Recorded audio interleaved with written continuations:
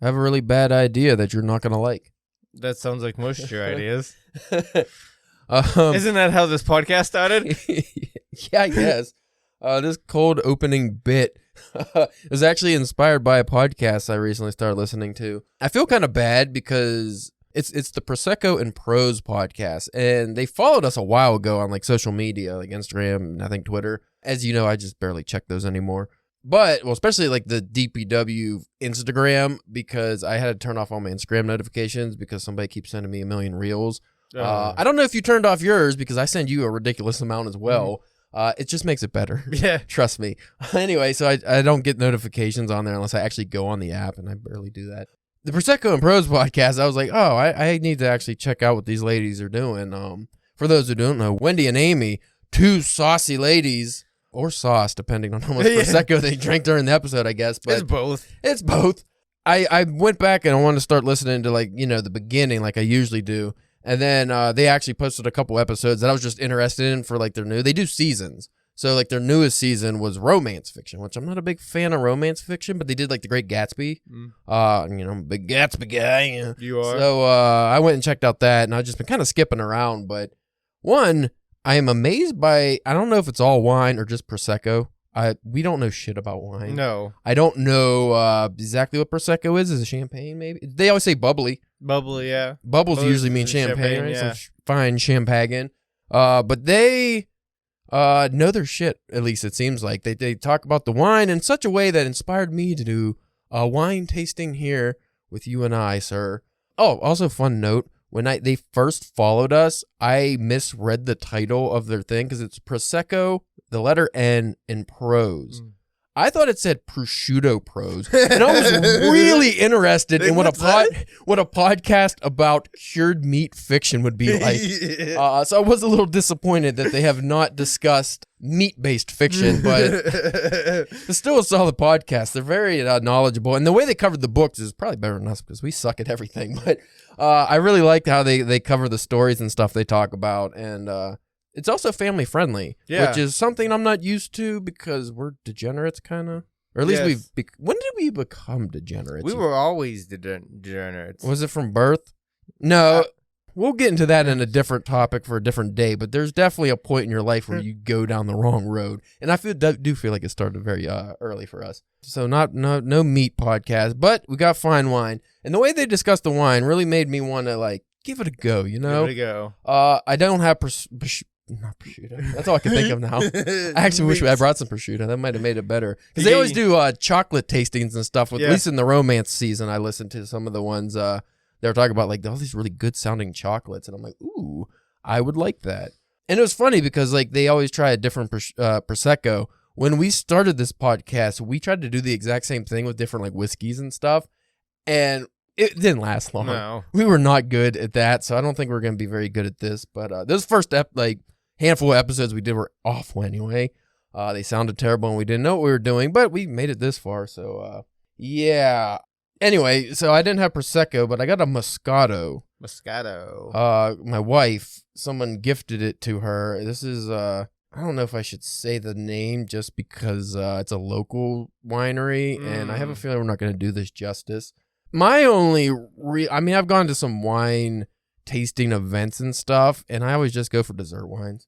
I like the sweet wines, like the cheap $10 wines. So I don't know these people that are drinking these dry, fancy wines. I do like champagne too. Don't lie to the people, Caleb. You like drinking out of the spit buckets. I mean, It's like a good mix. When they taste it, when they swirl it around and they spit it out into the bucket. First off, who's spitting in the bucket? I'm just drinking the wine. Well, if I'm paying like $40 for a wine tasting, I'm not spitting anything out. Well, I think it's so you don't get completely shit-faced. That's the whole point of going, isn't it? Nah, maybe it's just to try wines. I don't know. I get, because I guess people actually buy wines there. My wife buys wines there. I don't. We got a Moscato here. This has been sitting on my windowsill because my wife apparently doesn't like this kind of wine, or at least whatever. This is like a yellowish straw color. We don't know if that was the original color or not. I don't know. It's been sitting in my windowsill as decoration. I don't even know when we got this. I want to say 6 months ago at least. And it's been in direct sunlight the whole time. And as my 12-plus year career in the beer business has taught me, clear bottles of any booze just in direct sunlight makes that booze delicious. Not at all skunky or spoiled or awful, just delicious. So, poisonous. Also, another thing I was taught recently, and this was from the Johnny Depp trial of all things, you go buy Make a Pint now. Oh, yeah? So, as you've seen, if anybody goes on the Instagram and sees the picture, I got my Lord of the Rings giant mug, so I'm going to have a big mug of wine here. You could pour most of that bottle in there. Oh, yeah. Making a nice bubbly sound. I hope that picks up. I can hear it. 10 now it just sounds like later. Now it just sounds like you're peeing into your cup. I hope this doesn't like taint my mug. Like because the top rim is kind of wood, so I don't want to. Oh shit! That was a whole bottle of wine. Holy shit! I told you. I hope this is good. I might go in the toilet if it's not. I guess so. What we do first is the smell notes. I'll go first, and then you can go. Okay. All right. I'll do the smell and the taste, and then you do the smell and the taste, because we have different palates. You're a more picky individual than me. I like experimental. Not experimental. That's weird. I am more of a cosmopolite. Is that the right word? Cosmopolite. I'm a worldly man when it comes to delicatessens. Foods from around the world, I'll eat it. If it's gross, I'll probably still eat it. Yeah, I've witnessed most of it. Any drinks, any kind of raw fish, raw meat, I don't care. I try everything, but I'm not a big wino. So what do we got here? Mellowed out a little. When we first opened it was a little I don't want to say rank, but it's a little strong. Yeah, it's strong.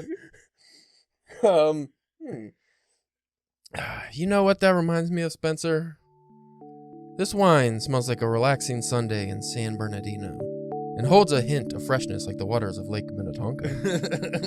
It smells like the first cup of warm herbal tea on an autumn morning. It has the lustful aroma emitted from a cornucopia of flavored lubricants. This will be a sensual delight to the palate, I'm sure. So, let me give this the old official sample. Big gulp. Do I have to big gulp it? I don't think you're supposed to big gulp wine. No. Do you put your pinky up? I don't know. I don't know. Can you lift it with your pinky up? It's pretty heavy. Oh, God, that's battery acid. Like there's a party in my mouth and everyone has dysentery. They got dirty shoes. I need to pour a little bourbon in that. Actually, you know what? That's kind of sweet. Once you get past the dysentery flavor, you didn't give your smell notes. You're making a face. It's not too bad. No, it's not too bad. It's not what I expect. I didn't think it was gonna be. That first. I can drink this. That first bite's a little strong. It's a sweet wine. It has an instant drying effect on my tongue. It doesn't tongue. have a like an aftertaste. It doesn't smell like the inside of a skunk's rectum. Right. So that's good. It if I had to give it what the fuck? Is there a profile on here? Since this wine is not awful, I will actually give it a shout out. It's from the Washington Winery. It's a local winery near us, and it's not too shabby actually. No, like I said, it does contain sulfites. Is that bad? I don't know. What's a sulfite? Farts. I don't think it's farts. I think sulfites are in prosciutto, so maybe we're close. I think it's in cured salted meats. No, I would drink that again. My wife's actually gonna be mad that I end up drinking her whole bottle of wine on a Thursday evening. So, because she said she didn't like that kind of wine, but she does drink Moscato, but it's always a dark color. I don't know why. It was an open house, so how would she have known? I think we got 2 bottles. Maybe the other one was the same bottle. Like I said, I didn't drink it, so I don't know, but it's not too bad. Yeah, like I said, because sometimes when you deal with that kind of stuff, or even just regular alcohol, you get that bitterness or that kick at the end. But no, that has a very it almost kind of smooths away instead of like lingers. You know what it is? Unlike strong craft beers or even a lot of whiskeys and stuff, it's not bottle conditioned, so I don't think the alcohol level raises as it's aged. And I think a lot of wines do that, but seeing as this is a sweet wine, I think it's just kind of mellowed out maybe. Again, it could have just been like that the whole time. I don't know. Like, I'm sure everybody listening is like, fucking Moscatos are a sweet wine, you stupid assholes. So yeah, if it's a sweet wine, I apologize to no one because I don't really care. Hints of... Does it have hints? Is that how you got to aerate it in your mouth? What did you get? You gotta shake it when you smell it, and then I I know. I forget the things that I saw on that Sideways movie. It has a strong fruit flavor, but I can't really tell what it is. It's not grape. It's like a berry, but this is a yellow color. It's throwing me off. You know what? I'm going to sign us up for wine tasting lessons so we get a more, I don't know. That would be if we ever did like Patreon. That would be a good like Patreon thing. Give us money and we'll do wine tastings to establish a wine palate. And we'll record it or whatever and just be, That could be interesting. So anyway, folks, I thought that was going to be funnier. I thought that was going to be a disgusting wine that I did a spit take and was awful and quite enjoyable. Yeah, not even battery acid actually. I take that back. I still had that lingering absinthe note from. Oh yeah. We made our own absinthe like 8 years ago, and it's been bottled. And we took a promotional picture for this stupid bit, and I opened it, and it smelled really good. It smelled like a peanut butter stuff, but it did leave a little like a bitter tang on the back of like bitter and tang. That's a weird combination. Left it in the back of my nose, but So not only do we have Prosecco N Prose to thanks for the kind words about the podcast, but we have to thank them for getting around to tasting this okay wine. For opening our eyes to a whole type of booze that we have been ignoring. I actually am a fan of mead, Spencer. I went through I'm sure, yes. We opened a mead store. Not we, because I wasn't involved, but somebody opened a mead store in our local area not too long ago, actually, over the winter, and I bought like a bunch of like habanero mead and it's just honey wine. Did that happen to be while you were reading Lord of the Rings? Shut up. Also, I have gone to the Renaissance Festival during the wine days for like 5 years in a row or something. And I could taste all the wines, but it's just sweet wines. Like if you ask me, oh, hey, what's that raspberry wine? Like what is it got, what kind of delicate flowery flavors and aroma? No, I don't know. It's raspberry or it's not raspberry. Like that's about as much as I get out of it. I'm not very sophisticated on my palate, but I will have to thank the Prosseco N Prose Podcast for inspiring this stupid bit. And maybe we'll have more wines in the future. More wines. I wasn't joking, though. I think I am going to pour some bourbon in that. Just give it a little extra muscle, beef it up a bit. Anyway, we have a wonderful episode for you, probably. Stick around after this wonderful space music. Spencer, take us away with the rap freestyle. That's incorrect.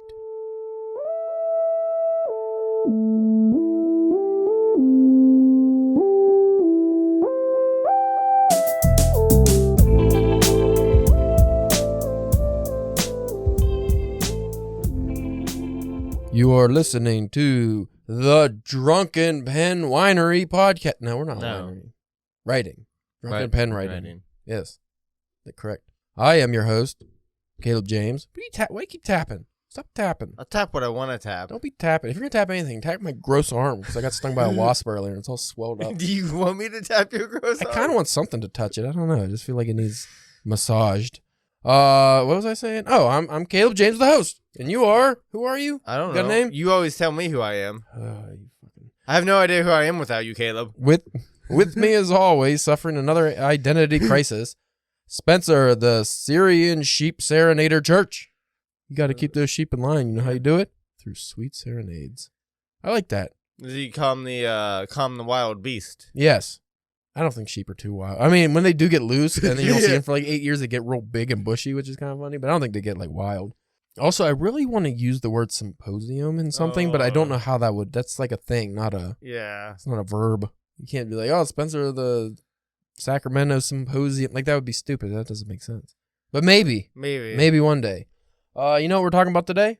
Sure. Romance. Yay. But first, I have some news. Okay. As you know, I've been submitting work to various publications recently just to get some stuff out there. Mm-hmm. I have a new story I'm starting to work on, and I think it's quite interesting. All right. I'm not going to tell you the publication on air because I don't want any of these other fuckers to compete with me, assuming I finish the work to submit. But I am really trying something that's going to be quite difficult. The story, I have a 6,000 word limit. It's going to be starting off first person past tense, then first person present tense, and then second person. Oh. And then I'm also going to do past and first or present tense, and then end third person past and present tense. What do you think of that? I mean, it seems like a Has it ever been done before? Oh, probably. Yeah, I'm sure it has. Everything's been done, but not by me. Not by me. I interested. I wanted to talk to you off air about that. About your thoughts and process on that, because I think like that would be the difficult part. It's the way, and I'm gonna hold off on telling you the topic again off air. We could talk about it. The way I'm writing it, I think it would make a lot more sense. Like when you see how I'm gonna do it, you're gonna be like, oh yeah, that does make sense. I think I might have an idea, but again, we'll wait till off air to. We got more important things to talk about right now, like romance. Romance. Also, I've been practicing my rolling R's because for those who are continuous listeners, not just you motherfudgers who just all of a sudden come on, listen to this. What is this? That's okay, and then never listen to us again. For you constant listeners, we love you guys and ladies. I've been studying Spanish for quite some time now, but I can never get the rolling R's.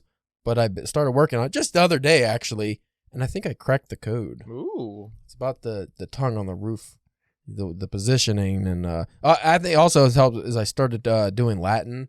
I finally started studying Latin, and I think we talked about this before, but that's like all rolling R. Even letters that aren't R roll. Like it's helping my Spanish because there's some words that they need that rolling R to sound right. And then there's some words I don't think I'm ever going to be able to roll the R. But that's neither here nor there. We need to talk about more important things such as books. I'm going to take this from Reedsy. Does that sound good?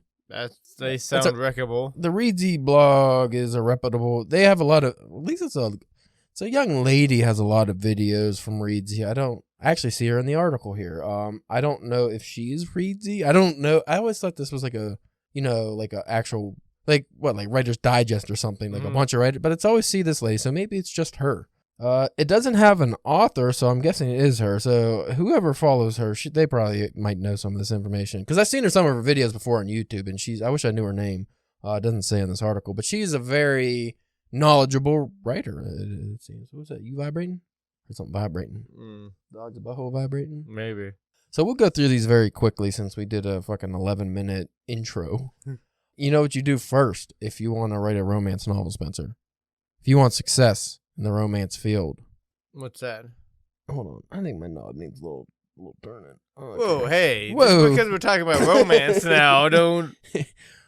I know. I just get so hot. I'm wearing this shirt with the cat balls on it. Number 1, find your niche, Spencer.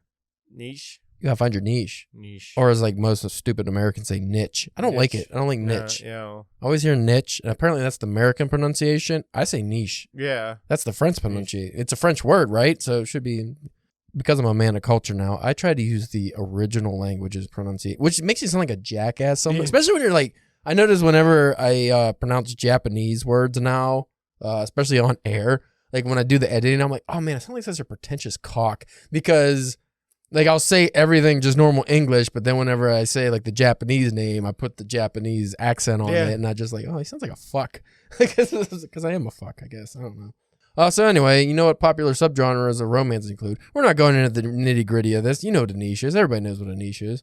So quick overview. Write in a type of niche where you're going to get a lot of readers who are specifically interested in that niche, such as historical, contemporary. That's not really a niche, is it? Contemporary is just modern. Young adult, fantasy, paranormal, supernatural, religious or spiritual, erotic. And you know what's erotic? Bigfoot erotica. That's a niche. We've covered some real specific niches, including the James Joyce letters to his woman. I'm not going to go into the explicits of that anymore. We're done with the explicits, but it's tastefully gross. That's how those letters are written. Tastefully gross. You can listen to our episode on that, which is a pretty old one. You know, whenever I've just seen like romance, like, you know, you're in the bookstore or whatever in your browser and you come across that section. Like most of those unless LGBTQ plus stuff is considered a niche, I don't think I've seen too many in a specific niche, because most of that stuff is like what is being written right now, right? Yeah. That seems like the main. Say, like, I don't know if I've ever really seen like maybe historical romance. I think what you're thinking of would be a lot of things like Pride and Prejudice, not actual Pride and Prejudice, like modern versions, but set in that universe or set in that world. Like a lot of people do that. Like they like to set things in Victoria era or things like that, or in the 70s even, like, you know, more modern, but everybody knows what a niche is. So number 2, set the stage effectively. What does that mean? Something tells me these are just gonna all be like, not only steps for like write a good romance, but just to write anything. Isn't that what most articles we read are? Set the stage effectively, Spencer. Number 1, romance is all about escape. I shouldn't put. They have sub numbers. That makes it confusing. This is a sub list. I won't use those numbers anymore. So we're just number 2. Set the stage effectively. Bullet point 1. Bullet point 1. Romance is all about escape, and if the setting isn't immersive enough, readers won't be able to lose themselves in the story. That goes with everything. If you suck at writing, people aren't going to get lost in your story, and it won't be a fun read. Speaking of fun reads, somebody submitted to us. They asked first. They were kind enough to do that. I can't think of his name off the top of the head, but I said we might cover it for our Halloween. A feller wrote a horror novella, and I think it's kind of comedy as well, from what I remember. And I told him, well, he asked me first, and I said, hey, we'll check it out, because it's a novella. It'd be fairly short. Yeah. Ebook, I can send you on your Kindle. So I told him to send it along. He did, so we could check that out. And I told him, hey, I can't make any promises that we're going to be able to read it anytime soon or anything, but I think he said it comes out in Halloween, so we might be able to. Might not be the book of the month for Halloween, but we could probably cover it. Yeah. Just talk about it. What you're saying with it being a novella, it shouldn't take. Couldn't be more than like 100 or so pages, I wouldn't think. Second bullet point: many romance authors go on to write a series based on their first novel. So the setting needs to be a place both reader and author will want to return to book after book. Again, that's most writing, but yeah, it's effective. What defines a strong setting in a romance? We don't need to. I'll put this list in the show notes because we don't really need to go into the details. Like you said, this kind of goes with most writing too. So we probably covered this stuff a lot. I thought this would be more specific to romance. Maybe this will be. Number 3, write a strong main couple. Do you have experience with that? I won't say I'm struggling, but my novel I'm writing now, there is a romantic couple, though I'm not focusing on the romance, but it is kind of tricky. I already know I'm going to have to do some strong rewrites because, there's some heroic adventuring and saving going on later on. And I'm like, well, why would this lady want to save the guy or vice versa if their romance is just like they're kind of dating, Yeah. It feels like it would have to be more important and more emotion involved. So I'm going to have to rework some stuff. Maybe this will help. As you might expect, romance is an extremely character-driven genre, so your main couple needs to have your reader's head over heels, so to speak. See what you did there? Yep. Also, we'll refer to them as the hero and heroine from here on out, but these suggestions can work for MM and FF couples as well. Okay. And the traditional dynamics can also be reversed such that the hero is a man and the heroine a woman, blah, blah, blah. So essentially, maybe have one character more vulnerable than the other one. If you want to do the typical one saves the other, that would be more adventure-based. If you just want to do the emotional version of that, that's what typical romances are, where you have the broken character. Usually it's the man.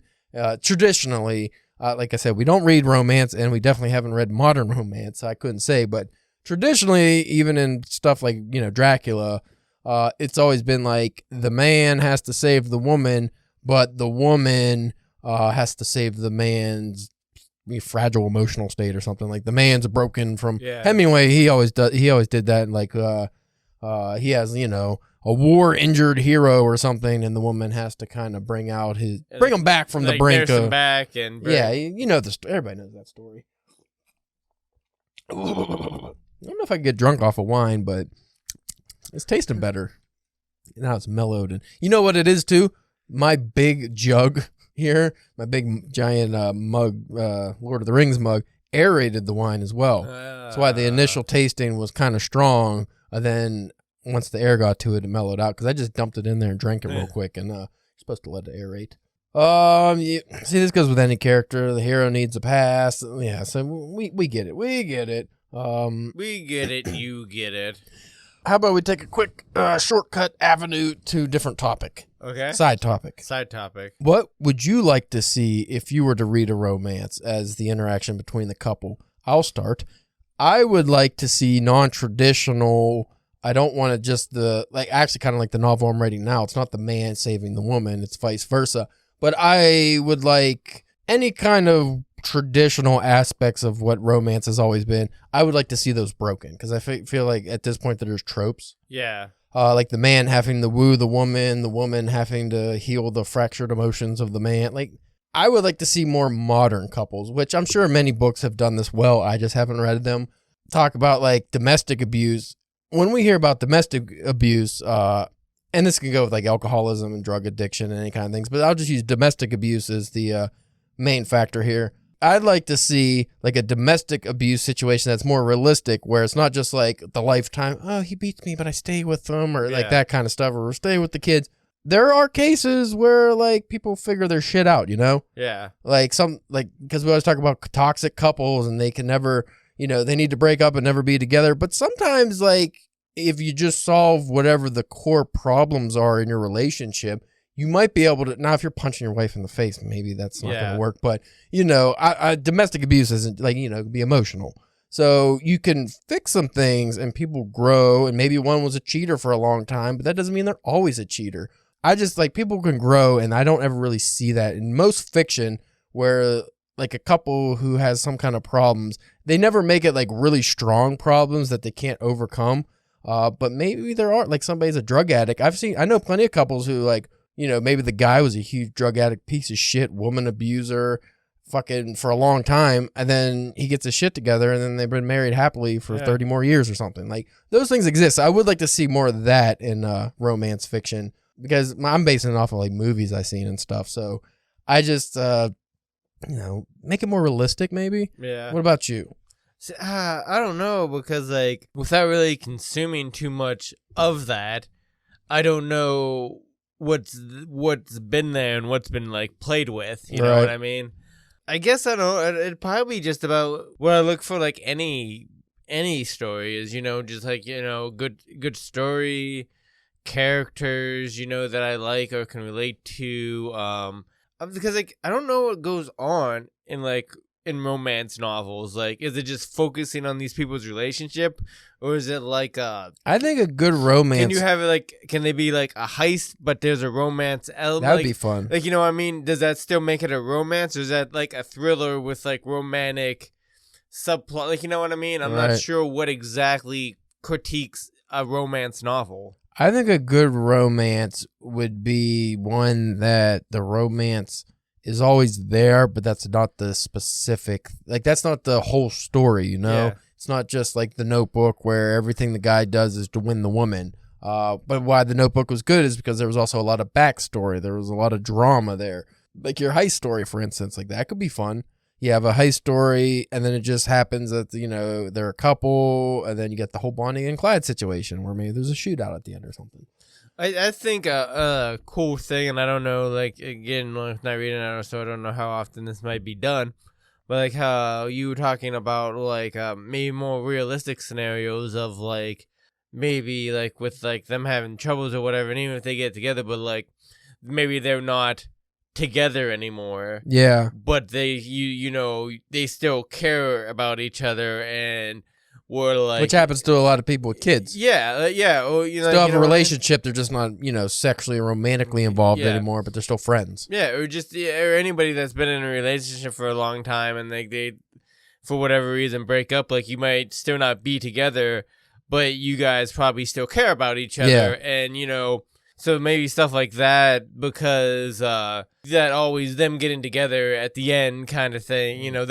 That's probably a very popular trope in that genre.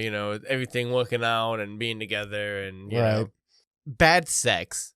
You want to write Haruki Murakami stories? Yeah, there's a lot of bad sex. It's always steamy, hot, passionate love making. Like, I just fumbling and bumbling, and people coming too early. And that's a lot of Japanese fiction. They purposely show the real way sex happens, and I actually like it more.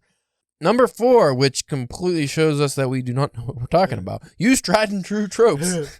I said I would like to break tropes and have stories that don't use tropes, but... Well, that's probably... Romance is probably one of those genres where it's like, you could probably be close... It's like the Hallmark thing. Like, all those movies are pretty much the same, but that's what those people want to see. Mm. So, it doesn't matter. They're going to watch them anyways. Or...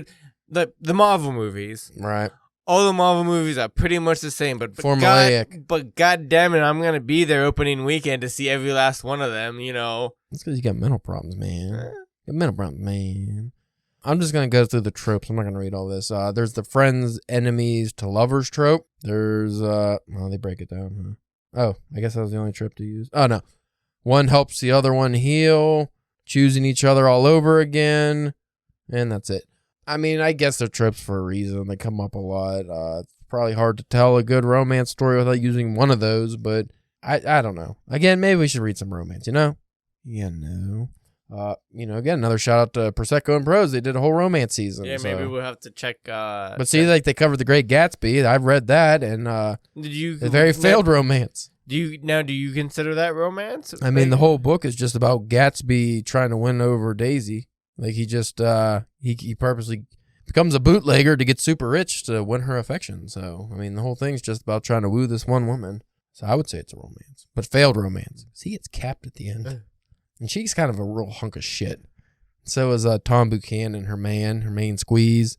Everyone in that book's actually kind of a hunk of shit.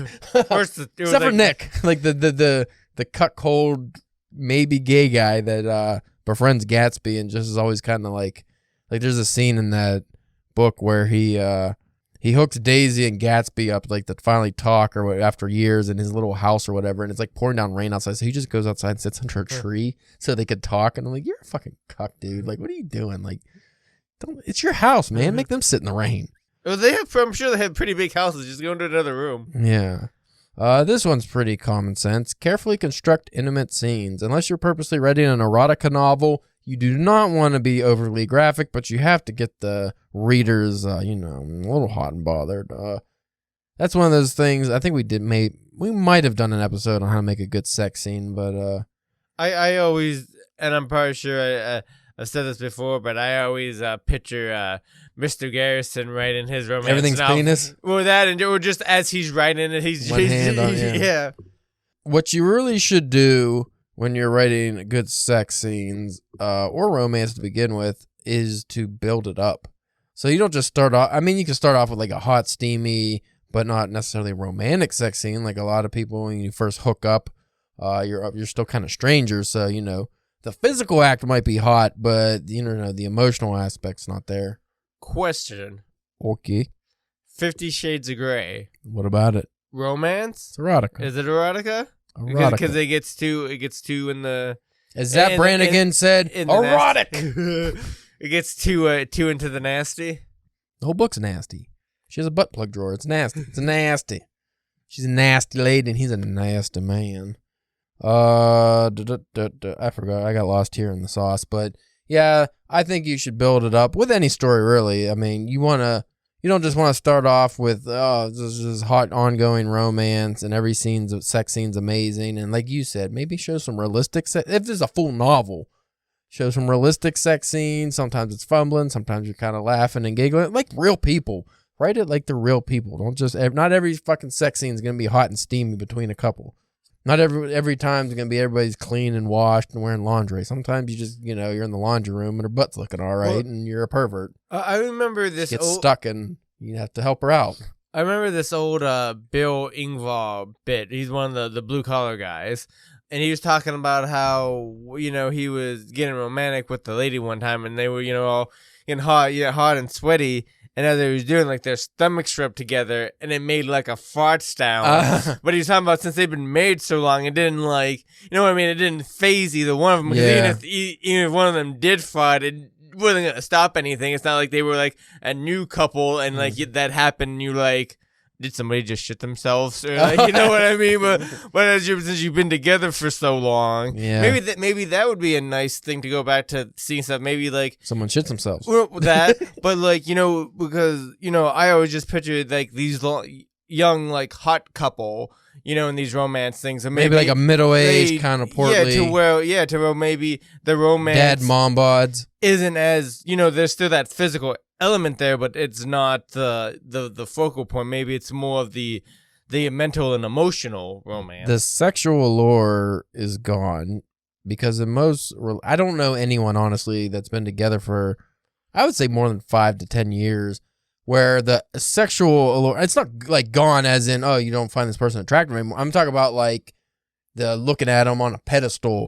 Oh my God, like I would be so embarrassed if I did this, or I'm shy and I have to turn off the lights because I don't want them to see my body and judge. Like at some point you stop giving a fuck. Yeah, you can still be sexual and you can still find each other attractive, but the allure is gone. That, oh my God, this person is like a goddess. I need to do everything to make them feel good and happy. Like at some point you just that goes away. But in most romance novels, just from the ones I've heard people talk about and stuff, it doesn't seem like that ever happens. Again, there's probably a lot of like everything we're talking about probably already exists. Oh yeah, in abundance. So yeah, we're idiots. We don't read romance too much. Well, again, we should, because it'll probably round out our writing. There's a big hole in our writing, and that's romance and erotica.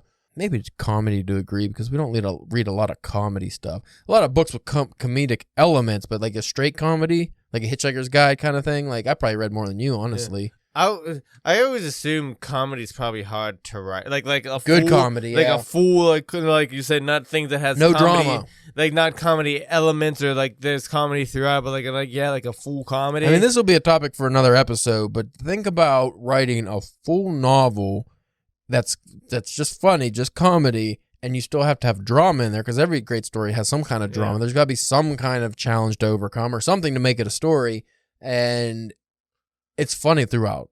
Like that's that's a fine, because you have to be able to make the reader still care about what's happening and feel there's some stakes, like there's something that the protagonist could lose, or something bad can happen, or something's at stake, but it's still funny throughout. Like that's difficult. Number 6, don't neglect secondary characters. This goes with all your work. Have good backup characters. Have side characters that people care about. And you could also have their own romances. Most, as we know from all the fucking teen movies we watch growing up, there's always side characters that get... a lot of times you'll have one of the main characters is interested or already dating one of the side characters, and your protagonist is supposed to hook up with this person and they get together, so you got to dump that side character. But how you do that without hurting a fan favorite? Make them like someone else too. Well, I'm gonna say, like, the backup characters for anything can make or break, your story, movie, show. Like, a lot of time it's those characters that the people enjoy and want to see more than the actual main characters. Yeah. Yes, that's true. Number 7, and this one I don't agree with. Give your main couple a happy ending. Not that kind of happy ending, Spencer. You give them that happy ending, of course. I only disagree with this, not because I don't think that's a good idea, because especially if you want more readers, you probably should do that. But if it's, and I probably base this on more because I'm a literary fiction fan, so my romance would still be geared towards that. So there's going to be, maybe like the wife with cancer or something like that. Like, not everything has a happy ending, obviously. Technically, nobody has a happy ending in life. We all die at some point. I'm thinking like The Notebook as a great example, because they get together. They live out their life together. Great movie, great, book or whatever, great romance. But at the very end, like, one lady has dementia, and it's very romantic because he's, like, reminding her who she is or whatever, spending time with her. But then they both die together.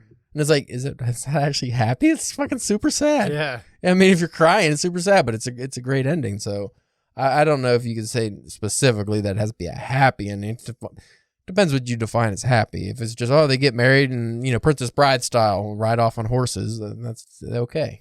I'd rather have a satisfying. Satisfying is the perfect word. You want to satisfy your readers in your romance. So that was the end of that list. Again, that was Reedsy blog. I'll post that in the show notes probably, if I remember. Do you have anything to add to your romance list of to-dos?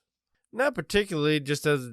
To reinstate as what we were saying, a lot of the things that just pertain to writing anything, the only thing I would maybe say is if you're like us who don't have a lot of experience with the genre, to maybe do some homework and read some stuff, or at least like look some stuff up, like, see what the things are, so at least like, hey, this is what's selling, I can write this and maybe hopefully get it, or like, this is what's out there, maybe I can try to put out something different. I can give you what not to do. Don't base your character on Jennifer Lopez. No, because she's like had been married 6 times. She just married Ben Affleck again. I saw that. But then rekindling the fire, like, that's kind of romantic. But she was just in all those awful romance comedies that played on every trip there is, and I like some of those. Believe it or not, I was for a while there watching a lot of romantic comedies. Well, like if you really look about it, like there's a lot of comedies that are like knocked up. That's like a romantic comedy. 40-Year-Old Virgin. I mean, and then like Even Superbad, I would say counts as romantic comedy. they're very close together. There's they're very very close. There's a wild wolf under the table. I think he wants to go upstairs. He must be getting hot. It is getting hot in here. I had to turn the air conditioner off for this. Well, I have nothing to add. So, wine, good. Yes. Good romance book, also good. Good to be good. Good. No, good to be good. Great. Well, now you're just being a writer, using big words. The big words. Stupendous. Splendiferous. I don't know if that's actually a real word, but I do want to put splendiferous. You know what? I do want to rant on something. Not a rant. I just want to give a little take. In my novel, I decided I'm going to go like the James Joyce style here and purposely use words that don't exist every once in a while. Or if they do exist, there's just like a slang word that's not a real word. Just in hopes that maybe one day the book gets famous enough, like Dr. Seuss style, where it becomes a real word, like nerd or something like that. Is that where that came from, Dr. Seuss? Yeah, that wasn't like a real word. Or, famous Tolkien's dwarf.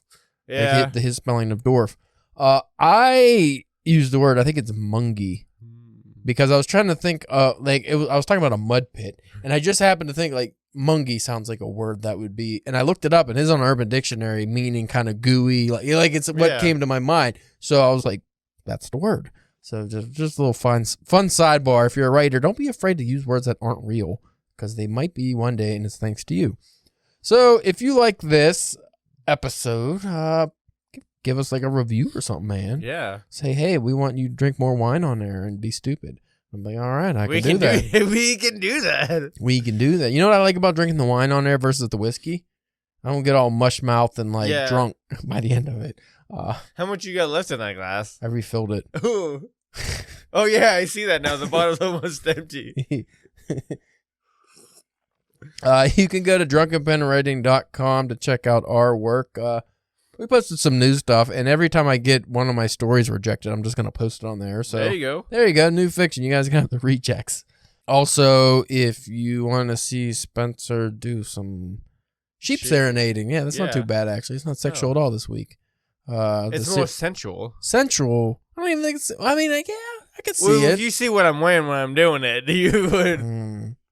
I hope you're not wearing any kind of wool, because that'd be kind of fucked up. I mean, I know they don't get hurt when you do, you shear them, but still. It would be like a fuck you. Yeah, it's kind of like, I was like, don't do that guy.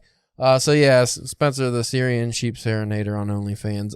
You could check us out on Twitter at Drunk Pen Writing, Facebook and Instagram at Drunken Pen Writing, and if people still give reviews on iTunes, we could definitely use a 5-star review. Yes. Because that, I guess, bumps us up in the algorithm. I always forget that. Again, another shout out to Prosseco N Prose Podcast, because they always, give us a review. Yeah. And then it reminds me that we should actually do that, because every podcast I listen to mentions that, and I never fucking do that. But how many podcasts do you listen that do that and you give a review to? None. I listen to a lot of podcasts, and the problem is I don't use iTunes. Yeah. That's the main thing. I use Podbean. If Podbean had a review function, at least like on the app, I never notice it. If it had a review function, I would give everyone a 5-star review, because all the podcasts I listen to, obviously, I like. It has comments on there, but like nobody comments, so I don't know. It's weird, because also like your follower count on Podbean, because that's what that's our host.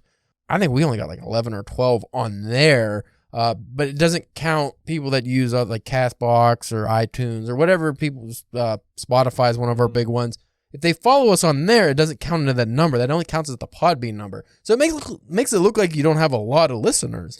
Well, I know because the app that I use, it's like Podcast Addict or whatever, and on there we have like 130 or 40 like subscribers. So I didn't even know that. Yeah. So but that's just probably how many that's who's subscribed. It doesn't it doesn't mean they're listening, or downloading episodes or whatever. But yeah. So if I go into ours on Podbean, it says we have 13 followers. Yeah, that's not good. But that's just Podbean, because I was looking on here. Here's some of the more popular ones I follow. Okay, here's Jocko Podcast. I haven't listened to him. I just have him on here. Shut up. Don't judge me. Yeah. I downloaded him because he did a Murakami thing. Oh, no, really? Not Murakami. You should. Miyamoto Musashi. Oh, okay. You know, I was reading the Musashi book and stuff, and he had a discussion on that, and I was listening to that, and I just haven't deleted it yet. But so says he has 18,000 followers. Who's another part? Okay, here's Dead Robots. Dead Robots, 117. They got like what 600, 1,000 followers on Facebook, like in their group. Yeah. So obviously that's not legit. Okay, Prosseco N Prose, they got 1. I know that more people follow him because I follow him. I'm probably the one. Like the Drunken Pen's probably the one that follows him on here. Like that's stupid that it doesn't. That's the tricky thing about podcasts. It needs to factor in the fucking people that follow from other things. Because if I go on our statistics, when you go to the downloads and stuff, like Castbox and Spotify are like our biggest ones. iTunes fluctuates. Sometimes iTunes takes over. Sometimes it's like way at the bottom. I don't know. Even like on Google Play, like I think it gives us some kind of thing too. But I have to show you this. I don't think I ever showed you. I'll show you that before we get off here. Well, after we get off here. But anyway, folks don't want to hear about this stuff. So check us out. Give us reviews if you can. Follow, subscribe, like. We do this on YouTube as well. We don't have videos, just the podcast. I just use it as a backup. Mainly because it takes an hour for each episode to upload. Just audio only. So could you imagine the video? Because I did like a couple, I think I did 1 or 2 book reviews on there that weren't very long, and they took like 5 fucking hours. Like, Jesus. So we're not doing that for the foreseeable future until we get better technology. But anyway, we thank you for listening, and we will check you next time. Bye.